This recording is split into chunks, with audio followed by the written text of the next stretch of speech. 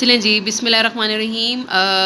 आज हम लोग देखेंगे अपना lecture number 5 and we will solve some more problem examples regarding the properties of Fourier series coefficients A K the same rect signal that already solve in the lecture number 3। इसका मतलब ये है कि 3.8 एग्जाम्पल के अंदर जो lecture number 3 के अंदर रेक्ट सिग्नल ड्रॉ डिस्कस किया गया था उसी को सॉल्व किया गया है, लिहाजा मैं उसको दोबारा से रिपीटेटिवली सॉल्व नहीं कर रही। देयरफॉर मैं क्या कर रही हूँ, I will be solving my example number 3.6 with different properties. अगर आप लोग को याद हो तो पिछले लेक्चर में हम लोगों ने ये वाला सिग्नल देखा था और हमने इस बड़े सिग्नल में से एक अपना ये वाला रेक्ट निकाला था और एक ये वाला रेक्ट निकाला था। ये वाला रेक्ट का भी जो ओरिजिनल वर्जन था जिसका फोरियर सीरीज कोफिशिएंट हमें मालूम था, उसका ये सेंटर 0 पे पड़ा हुआ था अगर आपको याद हो।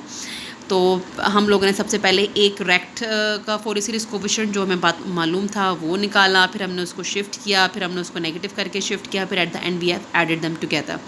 अच्छा, एक और काम भी हो सकता है। एक और काम क्या हो सकता है कि बजाय इसके कि हम लोग इनको शिफ्ट करें और इस तरीके से लीनियरिटी की प्रॉपर्टी लगाएं, why we just don't differentiate the signal.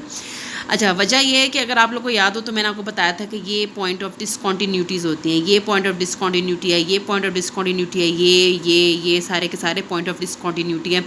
ऐसे पॉइंट्स जिनके ऊपर एक ही लोकेशन के ऊपर दो वैल्यूज़ आ रही होती है उसको हम लोग पॉइंट ऑफ डिसकॉन्टीन्यूटी कहते हैं। ठीक है, सो पॉइंट ऑफ डिसकॉन्टीन्यूटी जब भी डिफ्रेंशिएट होता है तो वहाँ पर इम्पल्स आ जाती है। ठीक है, और इम्पल्स का एरिया उतना ही होता है जितना कि इस सिग्नल की आप लोगों के पास डायरेक्शनल एम्पलीट्यूड होती है, यानी कि नीचे की तरफ जा रही है कि ऊपर की तरफ। दिस इज़ समथिंग जो कि हमने बहुत पहले अपने चैप्टर नंबर 1 में देखा था। सो अगर मैं इस ऊपर वाले सिग्नल को डिफ्रेंशिएट करूँ तो I hope most of the class को ये मालूम होगा कि -4 के ऊपर अगर and always read your signal from -infinity towards moving towards the positive infinity. तो अगर आप -इन्फिनिटी से चलें तो यहाँ से चलते हुए हम लोग जाएंगे तो ये तो सिग्नल है मेरे पास कोई -12, ये देखिए लिखा हुआ है। तो -12 जब आप लोग के पास डिफ्रेंशिएट होता है तो डेफिनेटली कांस्टेंट डिफ्रेंशिएट होगा तो 0 दे देगा।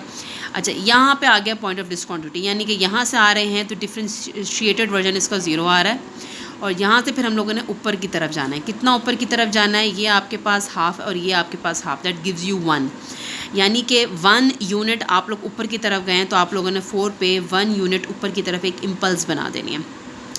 फिर आगे की तरफ चले तो फिर ये 0 हो गया बिकॉज इट्स कांस्टेंट हाफ है, डिफ्रेंशिएट होगा 0 हो जाएगा। फिर ये नीचे की तरफ आ रहा है, कितना नीचे की तरफ आ रहा है, हाफ, और हाफ मींस 1 यूनिट नीचे की तरफ आ रहा है। किस पॉइंट पर आ रहा है, -2 पे। तो -2 के ऊपर आप लोगों ने 1 यूनिट नीचे की तरफ बना देना है। ठीक है ना, और ये कब करते हैं, जब आप लोग का इस तरह का सिग्नल डिफ्रेंशिएट होता है तो ये जो पॉइंट ऑफ डिसकॉन्टीन्यूटीज़ डिफ्रेंशिएट होकर इम्पल्सेस बना देती हैं। ठीक है, इस तरीके से करते करते आप लोगों ने सारा का सारा सिग्नल ड्रॉ कर देना। मुझे पता चल गया कि g(t) जो मेरे पास ओरिजिनल सिग्नल था, उसको डिफ्रेंशिएट करें तो मेरे पास उसका डिफ्रेंशिएटेड वर्जन जो है वो ये वाला आता है। अच्छा जी, अब मैं हूँ उसके पेज नंबर 2 के ऊपर। अच्छा, पेज नंबर 2 के तभी मैंने कुछ नहीं किया, मैंने सिंपल ये देखने की कोशिश की फंडामेंटल पीरियड क्या है, जो कि आपको ऑलरेडी मालूम है 4 ही है। ठीक है, अब ये फंडामेंटल पीरियड देखें, अगर मैं यहाँ से लेकर यहाँ तक लूँगी तो अक्सर बच्चे इस इम्पल्स को भी इंक्लूड कर लेंगे और इस इम्पल्स को भी इंक्लूड कर लेंगे। ठीक है, जो कि एक कन्फ्यूजिंग चीज़ है। ठीक है, तो आप लोगों को इस कन्फ्यूजन से बचाने के लिए मैंने अपना रीजन जो रिपीटेशन पॉइंट है वो ये लिया है कि मैंने 1 से स्टार्ट कर लिया है। ठीक है, सो अगर आप 1 से स्टार्ट करें ऑनवर्ड 4 यूनिट्स जाएँ तो देखें 1 2 3 4। असल में बेसिकली मैंने वही पॉइंट देखना ना कि जो इम्पल्स नीचे आ रही थी उसके एक बाद वाला पॉइंट, तो जो इम्पल्स नीचे आ रही थी उसके एक बाद वाला पॉइंट कब आ रहा है, तो वो यहाँ पर आ रहा है जो 1 पे आ रहा था, -1 पे। तो यहाँ से 1 2 3 4 इसका फंडामेंटल पीरियड निकलता है। ठीक है, तो मैं ये वाला रीजन इसलिए ले रही हूँ ताकि मुझे पता हो कि एग्जैक्टली मेरे 1 फंडामेंटल पीरियड के अंदर कितनी इम्पल्सेस बंद हो रही हैं। अगर मैं -2 से लेकर 2 तक लूँगी तो अक्सर बच्चे इस इम्पल्स को भी ले लेंगे, इस वाली को भी ले लेंगे और साथ इस वाली को भी ले लेंगे। हत्ता कि आपको ये तो लेनी ही लेनी है, अलबत्ता ये और इसमें से कोई सी भी एक इम्पल्स लेनी है। ठीक है, इसलिए in order to avoid this kind of confusion मैं बेसिकली -1 से लेकर 3 तक ले रही हूँ। तो उसके दरमियान मुझे पता चल गया कि सिर्फ 2 इम्पल्सेस लेनी थी, एक ये लेनी और एक ये लेनी है। अच्छा जी, now let's see the Fourier series coefficient of this. अच्छा, मुझे ये नहीं पता कि डेल्टा टी का फोरियर सीरीज कोफिशिएंट क्या होता है, तो उसको निकालना है मुझे। ठीक है, तो वो निकालना तो कोई मुश्किल काम नहीं है। तो यहाँ पे क्या लिखा हुआ है, the signal d of t over d of t can be generated by shifting delta T. कहना वो ये चाह रहे हैं कि अगर आप लोगों को क्योंकि आपने डिफ्रेंशिएट करके ये सारा कुछ बना लिया ना, ठीक है, और आप लोगों को इसका Fourier series over one fundamental period निकालने के लिए इसका तो फोरियर सीरीज़ कोफिशिएंट पता होना चाहिए। अगर आपको इसका फोरियर सीरीज़ कोफिशिएंट पता चल जाएगा तो आप लोग उसी फोरियर सीरीज़ कोफिशिएंट को अगर आप 2 यूनिट्स शिफ्ट कर रहे हैं और एम्पलीट्यूड उसकी नेगेटिव एरिया उसका नेगेटिव कर दें तो आप लोगों के पास इसका आ जाएगा फोरियर सीरीज़ कोफिशिएंट, ठीक है, और at the end you can just add them together, जो वो आपके पास ये इस सारे सिग्नल का आ जाएगा, और at the end you have to integrate it again, ठीक है, क्योंकि सिग्नल को आप लोगों ने डिफ्रेंशिएट करके एक नई शक्ल बनाई है, उसको आप लोगों ने आसान किया है, उसको वापस भी आपको लेके जाना पड़ेगा, यानी कि एट द एंड आपको उसको इंटीग्रेट भी करना पड़ेगा, ठीक है। अच्छा जी, तो अब मैंने कुछ भी नहीं किया। सबसे पहले मैंने ये वाला जो सिग्नल बना हुआ है, इस सिग्नल को बनाने के लिए सबसे पहले इंपॉर्टेंट चीज़ है कि मुझे इस एक इम्पल्स का फोरियर सीरीज़ कोफिशिएंट पता हो। तो उस एक इम्पल्स का फोरियर सीरीज़ कोफिशिएंट किस तरह से निकला है वो ये देखें। यहाँ लिखा हुआ है a ऑफ k, वही फार्मूला है 1/t delta t e power minus J Q omega t dt। आप लोगों ने इसको इंटीग्रेट करना है over one fundamental period. Over one fundamental period ना भी करें तो ओवर एनी रेंज भी करें तो डेल्टा t के साथ इंटीग्रेशन के बाद विल गेट दिस 1/t। अच्छा, ये कैसे आया है, इसकी बहुत लंबी डिस्कशन हमारी पहले लेक्चर में हो चुकी हुई है। आई होप अब आपको पता है कि ये डेल्टा टी कैसे आ रहा है, ठीक है, डेल्टा टी के बाद ओवरऑल इंटीग्रेशन के बाद 1/t का आंसर कैसे आ रहा है। You should know this thing on your own now. अच्छा, सिमिलरली इसका मतलब तो ये हो गया, यानी कि कहने मकसद ये है कि जो सिग्नल मेरे पास डेल्टा टी बना हुआ है इसका जो फोरियर सीरीज़ कोफिशिएंट होता है वो 1/t होता है।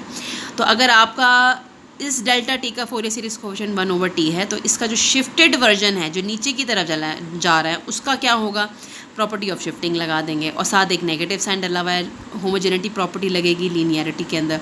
तो सिंपल क्या करेंगे, जो भी टोटल फोरियर सीरीज़ कोफिशिएंट ऊपर आया था उसके साथ नेगेटिव का साइन लगाएंगे और साथ एक्सपोनेंशियल लगाएंगे। एक्सपोनेंशियल क्यों लगा रहे हैं, इसलिए लगा रहे हैं क्योंकि सिग्नल को मैंने शिफ्ट किया है, ठीक है, और कितना यूनिट शिफ्ट किया है मैंने, 2 यूनिट्स जो है ना वो यहाँ पर शिफ्ट किए हैं। लिहाजा मुझे यहाँ पर क्या डालना चाहिए था, ई रेज़ पावर 2 यूनिट शिफ्ट किए, ई माइनस जे ओमेगा डला हुआ है। यहाँ पर एक फैक्टर 2 का जो है वो मिसिंग है। हाँ जी, यहाँ पर एक 2 का फैक्टर मिसिंग था तो वो मैंने साथ दोबारा डाल दिया है। अच्छा जी, तो आगे जाकर भी उसको हम डाल देते हैं।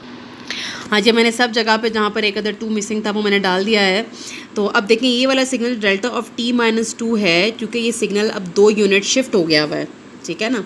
इसको मैंने शिफ्ट यहाँ पे किया तो साथ मैंने यहाँ शिफ्टिंग की प्रॉपर्टी लगाई और साथ यहाँ पर मैंने -2j ओमेगा डाल दिया, और t0 था वो t0 यहाँ पर ये आपके पास -2 था। अच्छा जी, तो फाइनली मेरे पास सिग्नल ये बन सकता है। ये कैसे बनेगा, जब मैं इस वाले सिग्नल को इस वाले सिग्नल को आपस में ऐड कर दूंगी तो ये वाला बन जाएगा, जो कि मैंने यहाँ पे लिखा भी हुआ है। तो इनके रिस्पेक्टिव फोरियर सीरीज़ कोफिशिएंट भी आपस में ऐड हो जाएंगे according to the property of linearity. तो ये क्या हो जाएगा, 1/t minus 1/t e power -2j omega. तो ये वाला फाइनली फोरियर सीरीज़ कोफिशिएंट निकल आया है आपके इस सिग्नल का। लेकिन मुझे इसका तो चाहिए ही नहीं था, मुझे तो उस रेक्ट सिग्नल का चाहिए था। तो अगर दोबारा से रेक्ट सिग्नल का निकालना है तो मुझे क्या करना पड़ेगा, इस सिग्नल को इंटीग्रेट करना पड़ेगा। जब ये इंटीग्रेट होगा तो इंटीग्रेशन और डिफ्रेंशिएशन आपस में कैंसिल आउट हो जाएगी और आपके पास आखिर में सिर्फ g रह जाएगा। तो बस मैंने अब फाइनली यही किया हुआ है कि नाउ अब मैं इंटीग्रेट करूँगी उसको। और इंटीग्रेशन की प्रॉपर्टी क्या कहती है कि जो भी फोरियर सीरीज़ कोफिशिएंट फाइनली निकला है आपके पास उसके साथ 1/j ओमेगा मल्टीप्लाई कर दो। तो खाली ये जो फाइनली मेरे पास ये निकल आया था, इसके साथ अगर मैं पूरे के साथ एक अदद 1/j ओमेगा जो है यहाँ पर 1/j ओमेगा मल्टीप्लाई कर दूँ तो मेरे पास यहाँ से जो है फाइनल g का फोरियर सीरीज़ कोफिशिएंट निकल आएगा। और this is our final and resultant answer. So this is all from our lecture number 5, जिसके अंदर हम लोगों ने क्वेश्चन प्रैक्टिस करना था। अच्छा, मैं अब आप लोगों को 1-2 क्वेश्चन और देती हूँ, वहाँ से आप लोग उसको प्रैक्टिस करें। आगे मैंने लिखा हुआ है आप लोग के कुछ होमवर्क्स हैं। Homework number 1 is like please attempt your example number 3.7 and 3.8 for your practice, ठीक है। और सिमिलरली मैंने आपको एक और सिग्नल यहाँ पे बना के दिया हुआ है, आप लोगों को नज़र आ रहा है, ठीक है। इस सिग्नल को भी आप लोगों ने जो है फोरियर सीरीज़ कोफिशिएंट्स की प्रॉपर्टीज़ लगा सकते हैं। इस पर भी आप एग्जैक्टली उसी पैटर्न पे जिस पैटर्न में मैंने ये क्वेश्चन सॉल्व किया है इसको अटैम्प्ट करें दोनों तरीक़ों से। दोनों तरीके कौन से, by using the property of shifting and linearity, by using the property of differentiation and integration, और उसके बाद try to draw the amplitude and the phase spectrums, ठीक है। अब देखिए ये सिग्नल में करना क्या है, अब कुछ भी नहीं करना आप लोगों ने। अब आप लोगों को नज़र आ रहा है, अब ऑब्वियसली हमें भी पता ही है कि आपको कोई बेसिक सिग्नल कुछ इस तरह का बना के दिया जाएगा जो कि रेक्ट की शक्ल से मिलकर बना हुआ हो, ठीक है। तो अब मुझे नज़र आ रहा है कि यहाँ पर भी दो रेक्ट सिग्नल एक दूसरे के साथ ऐड हो रहे हैं, ठीक है। और जब भी आपने रेक्ट्स आपस में ऐड करने तो देखें एक रेक्ट ये वाला बना हुआ है जो जिसकी एम्पलीट्यूड ऊपर है, और एक रेक्ट ये एक लंबा वाला बना हुआ है, ठीक है। तो ये एक रेक्ट है और ये, अच्छा इस सिग्नल की एम्पलीट्यूड्स मैंने नहीं लिखी हैं, तो वो एम्पलीट्यूड्स जो हैं वो मैं यहाँ डाल देती हूँ। लेट सपोज़ ये एम्पलीट्यूड है इसकी 1 और ये एम्पलीट्यूड है इसकी 3, ठीक है। ये मैंने खुद से अभी लिया है। अच्छा 1 और 3 का मतलब ये है कि आप लोगों के पास एक रेक्ट सिग्नल जो है ना, यहाँ पर एक रेक्ट सिग्नल जो है इस तरह से ये एक एम्पलीट्यूड 1 का बन रहा है, ठीक है। और इसके साथ ऐड हो रहा है ये 0, 1 एंड 2 है, और एक और सिग्नल जो कि 0 और 1 और 2 एम्पलीट्यूड का है। अब आप खुद सोचें कि जब ये दोनों के दोनों रेक्ट्स एक दूसरे के साथ ऐड होंगे तो क्या वो ये नहीं बना देंगे? क्या वो ये नहीं बना देंगे? बना देंगे ना। अच्छा अब आप लोगों ने सिंपल कुछ भी नहीं करना, आसान सा काम करना है कि ये जो आपके पास गिवन है इसको आप लोगों ने इक्वली डिस्ट्रीब्यूट करना है अबाउट द एक्सिस। अभी देखें ये 1 और 2 यूनिट्स हैं, तो इसका मतलब है कि इसके अबाउट ये 1 हो जाएगा और ये -1 हो जाएगा। और इसका फोरियर सीरीज़ कोएफिशिएंट आपको पहले ही पता है, जो कि 2 sin of k omega t1 over k omega t है, ठीक है ना। और ये चूँकि एक यूनिट है तो जब ये इक्वली डिस्ट्रीब्यूट होगा तो ये हाफ़ हो जाएगा और ये -हाफ़ हो जाएगा, ठीक है ना। और इस पर भी आप लोगों ने ये फार्मूला लगाना। फ़र्क सिर्फ ये कि इस केस में t1 1 हो जाएगा और इस केस में t1 हाफ़ हो जाएगा। तो इन दोनों के फोरियर सीरीज़ कोएफिशिएंट पता चल गया आप लोगों को, ठीक है ना। तो आप लोगों ने सिंपल इसका अलग निकालना है, इसका अलग निकालना है, उसके बाद आप लोगों ने इसको 1 यूनिट शिफ्ट करना है और इसको हाफ़ यूनिट शिफ्ट करना है ताकि ये और ये दोबारा बन जाए, और फिर आपने ऐड करना है ताकि ये बन जाए, ठीक है। सो आई होप ये समझ आ गया। सेकंड सिचुएशन क्या हो सकती है? सेकंड डिफरेंशिएशन इंटीग्रेशन के अंदर आप लोग सिंपल इसको जो है डिफरेंशिएट कर दें। डिफरेंशिएट करने से क्या होगा? सबसे पहले यहाँ से चलते हुए आ रहे हैं, ऊपर की तरफ जाएंगे, ये पॉइंट ऑफ डिसकॉन्टिन्यूटी है, यहाँ पे 1 और 1 3 यूनिट की एक इम्पल्स बनेगी, फिर कांस्टेंट है, और फिर एक 1 यूनिट की डाउन में स्लो वो बनेगी इम्पल्स, और फिर दोबारा से यहाँ पर 2 यूनिट्स की बनेगी और फिर यहाँ पर दोबारा 1 यूनिट की बन जाएगी, ठीक है ना। तो यहाँ पर 3 इम्पल्सेस बनेंगी। 3 इम्पल्सेस के फोरियर सीरीज़ कोएफिशिएंट्स आप लोगों ने निकालने हैं और एट द एंड आप लोगों ने उसको दोबारा से इंटीग्रेट बैक कर देना है। तो बस ये काम करना है आप लोगों ने। इसको प्लीज़ ट्राई करें, और अगर फिर भी कोई मसला है तो आप लोग अपने लेक्चर में इसको डिस्कस कर सकते हैं। तो this is all from lecture number 5। Now we'll move on towards our lecture number 6।